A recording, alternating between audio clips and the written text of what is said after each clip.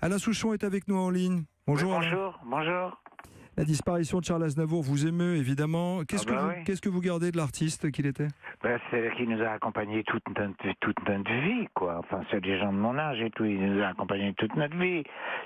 C'est avec un langage simple et qui qui évoquait bien ce qu'il voulait raconter, tout d'une manière intelligente, brillante, et avec une musique assez internationale, parce que c'est le seul chanteur français qui avait un écho dans les autres pays, en Amérique notamment, et tout le monde connaît Charles Aznavour. Alors que c'est pratiquement le seul. Il y a un peu Jacques Brel, un tout petit peu Johnny Hallyday, mais enfin, Charles Aznavour, c'est plus que tout le monde. Hein. C'est l'un des plus grands chanteurs français. Et oui, chanté dans le monde entier, traduit, adapté. Oui. Il a chanté je ne sais pas combien de fois à New York ou pas partout. Et on a une réaction à Alain Souchon du président de la République à l'instant, je le vois sur Twitter. Profondément français, attaché viscéralement à ses racines arméniennes, reconnu dans le monde entier, Charles Aznavour aura accompagné les joies et les peines de 3 générations. Ses chefs-d'œuvre ne cessent de...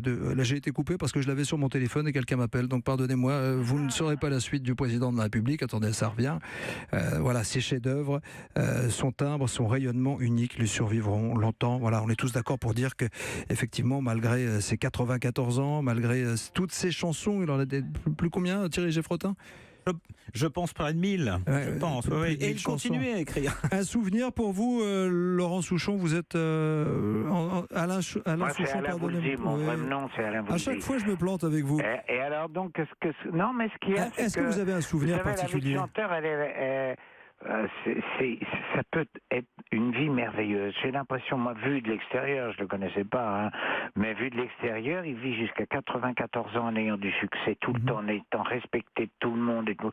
Il a une vie magnifique, il avait une santé extraordinaire, parce que, je sais pas, mais il y a 2 ans, il chantait encore, ou même cette année, il voulait chanter. Oui, il a monté sur scène. Et il est mort dans son sommeil. Donc on peut dire que c'est une vie magnifique, quoi. Magnifique. Hein, c'est magnifique.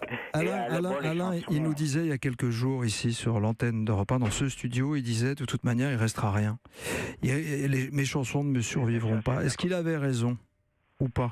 C'est de la coquetterie. Parce que évidemment que ces chansons, elles ont marqué tout le monde. Moi, j'adorais plein de chansons comme tout le monde. Puis ça nous accompagnait, on se posait pas de questions. Ça faisait partie de la vie. Tiens, les comédiens.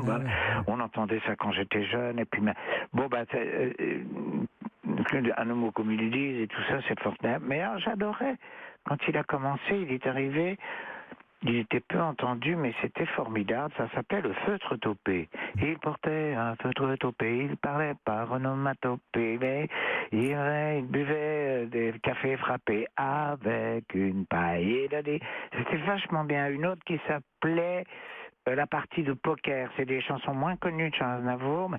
Puis après, il y a eu toute cette éblouissante série de tubes, comme on dit, internationaux. On va la trouver. Cette voix formidable, puis je vous dis, internationale, alors voilà. Et Dieu sait s'il a été critiqué pour sa voix, on va en parler dans quelques instants avec Thierry Geffrotin, mais il a traversé tout ça avec beaucoup de stoïcisme. Merci Alain Souchon d'avoir partagé votre témoignage avec nos auditeurs cet après-midi sur Europe 1.